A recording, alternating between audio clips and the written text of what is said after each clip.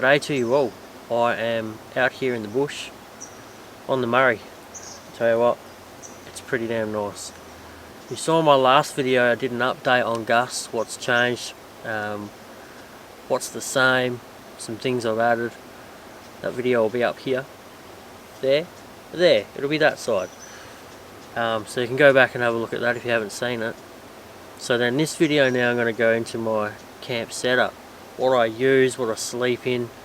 I'm going to talk about my sort of typical configuration for it once I'm set up, how I like to have it. But I'm going to do something a little bit different too. What I want to do is I want to show the actual configuration of how it's all packed into the back of the wagon. Wagons can often, especially if you've got back seats in there still, wagons can be quite tight. They're not really known for having a lot of room. So I think that I do get a fair bit in there for it being a wagon. I do have the false floor, I haven't got back seats, so that helps a bit, but wagons definitely do have their own limitations, and I think that the way I've set it up for me is working a treat. So I'm going to get into that. I'm going to show you, before I pull everything out and start setting up my actual camp setup, I'm going to get in the back and show you all exactly how everything's all configured in there. And it comes out the same way and it all goes back in the exact same way. Everything's got its spot. So, and that works a treat.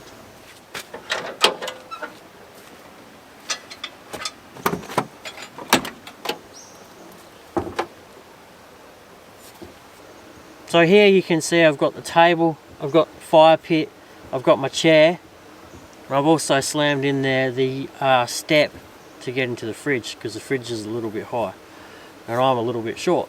And holding both of those in, I'm using Oki straps.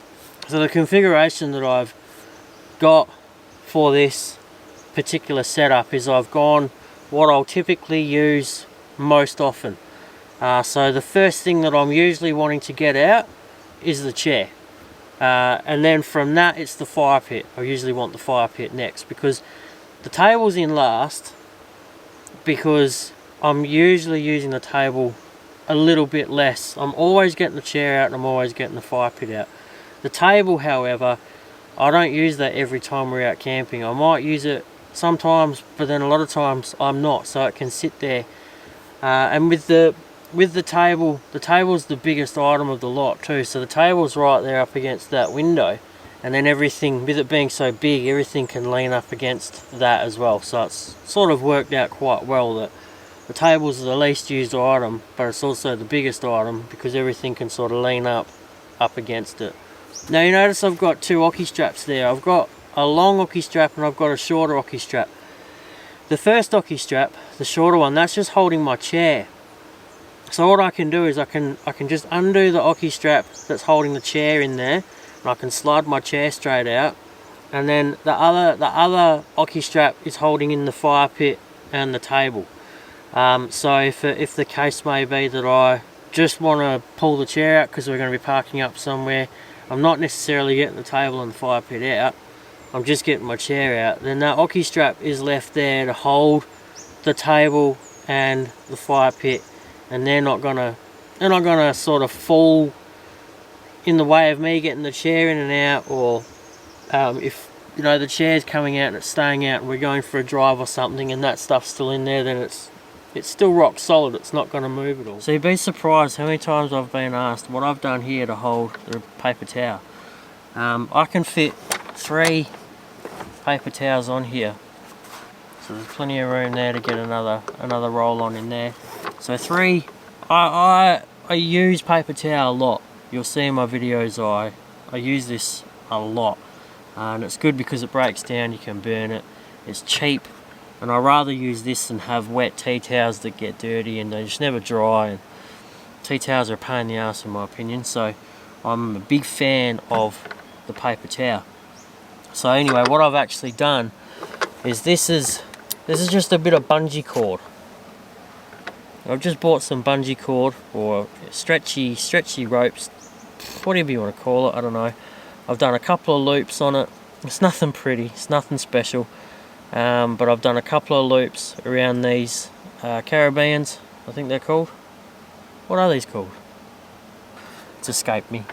I'll cop some shit for that, I know it. So then anyway, they clip on to these big hoops that I have just tech screwed into the side here, and it works a treat. I use a couple of hair ties or a rubber band, whatever it might be, that I've got around. Once they've been started, I just wrap something around them, because I've found if you don't, the wind gets to them when you're driving, or when you're sitting around in a bit of a breeze or whatever, and you end up with all your paper towel down on the ground, which isn't ideal. It's not why we bring it out. We bring it out to use it, not waste it. So can't go wrong. It's flawless. It's not, it's not the prettiest little mod, but as far as having something that I consider something I use a hell of a lot of, it's in a handy spot. It's right there for me to grab it, and it's easy enough to refill. Pull off your empty roll, refill, put another one straight back on there, and away you go. Now these plastic drawers you can see behind me, they're an interesting one. I'm starting to see these become a little bit more popular, and people are setting them up in their own specific way that they like to use them, which I think is fantastic, because they're incredibly cheap, and they're incredibly light, and you just can't go wrong with them. In these I've got all of my cooking gear, so I've got a pan, a pot, then the other two I've got sauces, salt, peppers, I've got coffee, tea, sugar, I've got some painkillers. The top one I've got my cutlery bag. I've got a clear top bag from Jimmy that's got my cutlery in it. And I've also got my plates. My plates are in another top one. And that is all gear that was otherwise in my drawers, which took up an incredible lot of room, that is now out of my drawers, and they're up in here. And I now have all that extra room there in my drawers that I've been able to fill up with heaps of other stuff that I can now have out with me at all times. I've actually even got a little bit of room in my drawers now, which is quite nice, because I could just randomly pack in some more things, like whether it be, say, an extra box of firelighters or some fat wood or something like that, something extra that I'd have to find some other spot for in the car, but can now just fit straight in the drawers. So having these has fixed quite a few little issues that I was having with storage, and they're in a perfect spot. They're easy to get to. As I said, they're nice and light.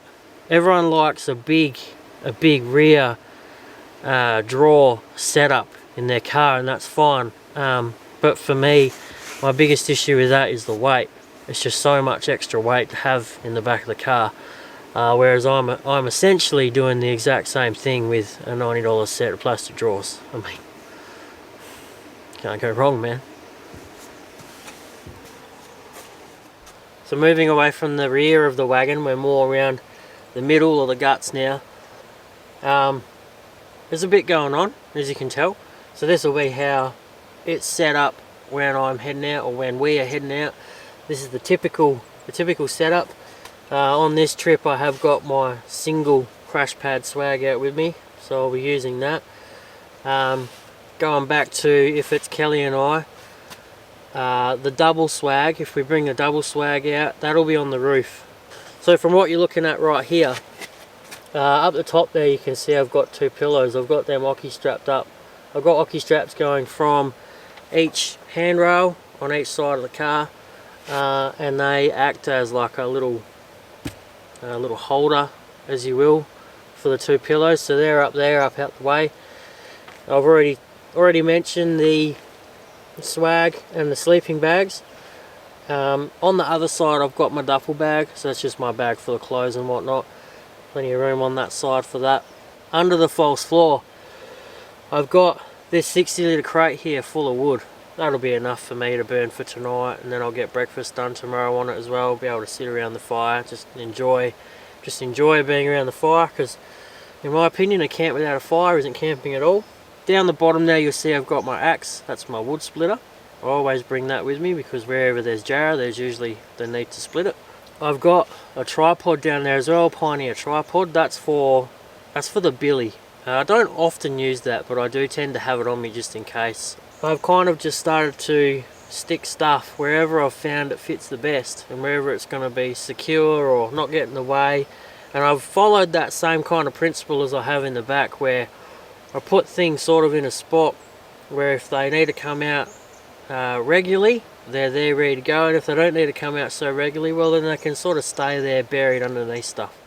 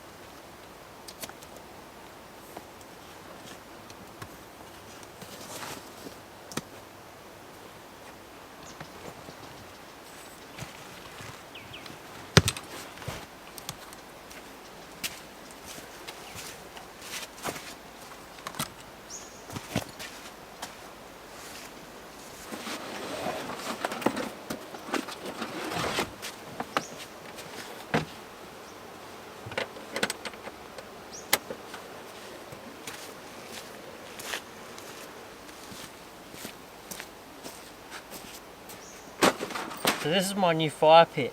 This is a fire pit, and also it's got a grill plate on it to cook too. You'll have seen that in my previous videos I had a small little stainless steel fire pit. That served me pretty well for, oh man, 4 or 5 years I think it was, about 5 years.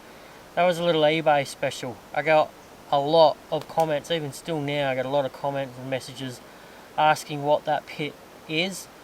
I've retired it now, it's just sitting in the shed, but it was just a little eBay job that I bought for about 50 bucks. I think it was about 5 years ago, I reckon.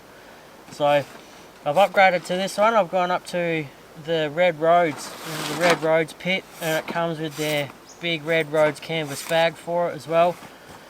This is the large one. They have a medium and a large. This is the large one of them. So I'll set it up now.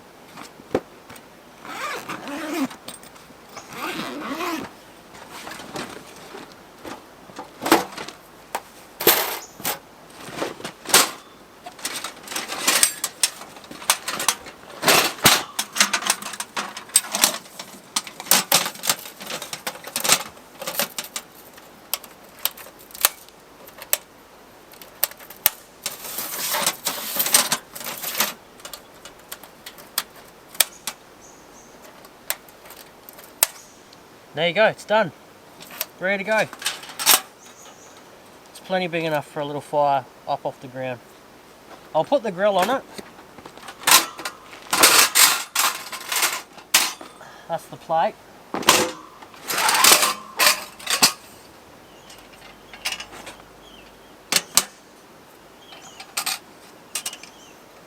There we go. So that's your cooktop. That's your grill plate. Lovely.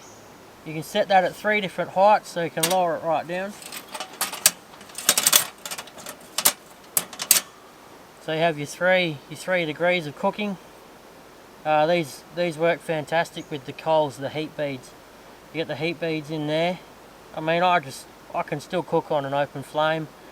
But yeah, you get those coals in there. I'll get some heat beads in there as well. You can go nuts with these things.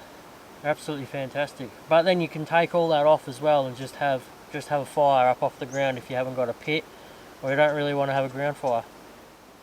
Well, there you go. That's my very simple camp setup. You'll see in the videos that I do have it set up a little bit different depending on weather or where we might be, what we're using, whether it be a tent or swag, or but for the most part, this is the typical configuration, and this is all the gear that I am now using. So it's very basic, very simple, very quick to set up, very easy and quick to pull back down as well and pack up and go away. I think there's something very underrated about a quick, simple and easy camp setup. You don't want it to take too long so that it puts you off wanting to come out. You know, you don't want to have a big setup that's so big and so exhausting to set up that it takes so long that it puts you off coming out.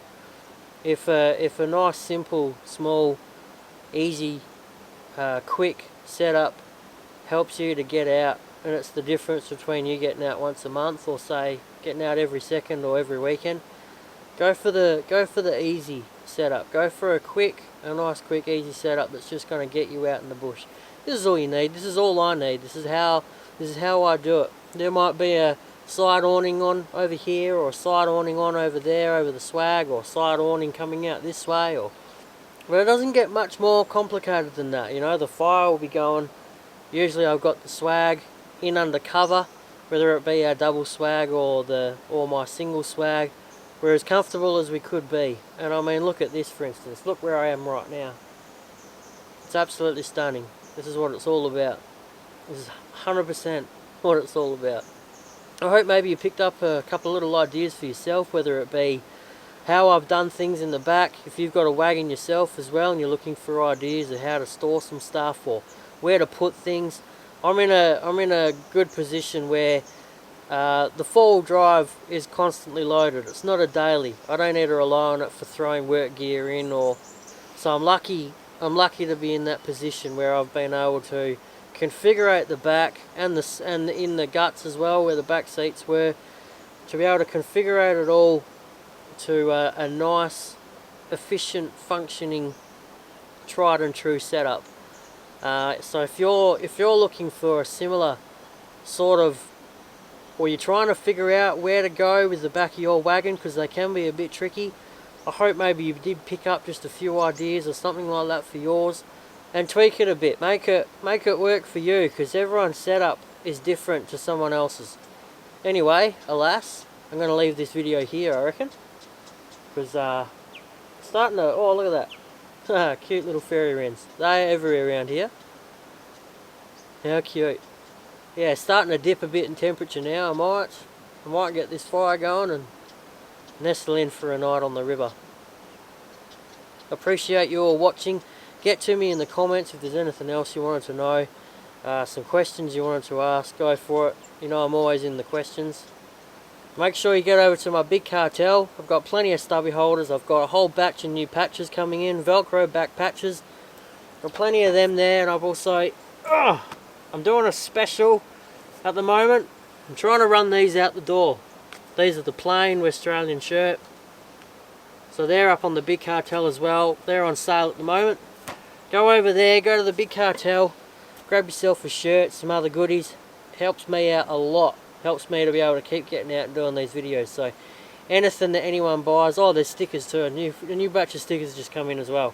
So everything that's bought, I'm not trying to flog a dead horse here, I apologise, but everything that's bought, any little bit of money that comes through helps me to keep doing this and making these videos. So I appreciate any little bit of support from all of you. I appreciate it very much. So Australian Off-Road Big Cartel, or australianoffroad.bigcartel.com. Link will be in the description as always. Anyhow, it's time for me to wrap it up. I'm going to get this fire going and settle in for a nice night, nestled in down under here on the banks of the Murray River. How good. This is what it's all about. Thanks for watching, Appreciate it. I'll talk to you soon. See you on the next one. Hooroo.